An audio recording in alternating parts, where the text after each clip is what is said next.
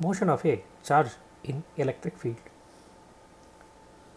So, electric field or electric field intensity at any point is defined as force experienced by a unit positive charge kept at that particular point. So, electric field intensity or simply electric field is denoted by E. E is equal to F by Q naught, where Q naught is the test charge that is kept at that point. So, if we consider the relation between force and field, so you can say force is equal to Q into E, where Q is the charge kept at that point. That means in an electric field, if you place a charge Q, it experiences a force given by F is equal to Q into E. So, this is similar to force experienced by an object in the gravitational field, which is M into G. So, here G is analogous to E and M is analogous to Q.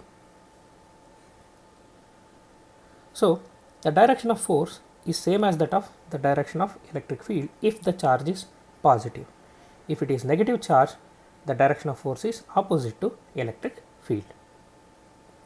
Now, let us take up one example to understand the force acting on a charge in electric field. A charge Q is accelerated in an electric field of intensity E. The kinetic energy acquired by it in time t seconds is. So, the charge is given, it is Q, and intensity of electric field is E. So, we know that the force experienced by a charged particle in the electric field is given by Q into E, and this force should produce acceleration. So, ma is equal to Q into E. So, solve for acceleration from this. A is equal to QE by m.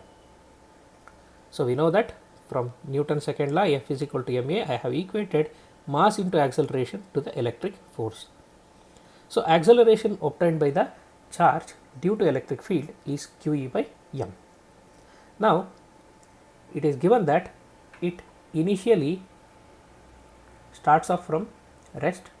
So, how much energy is gained, that is what they are asking. So, we can assume it to be starting from rest. So, let us use the equation V is equal to U plus AT to calculate velocity.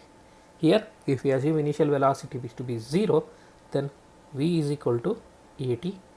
So, that will be equal to, substitute for A, what you get is QE by m into t. So, we got velocity acquired in time t seconds. This is acceleration, this is velocity. Now, we need to find kinetic energy. Kinetic energy is half mv square.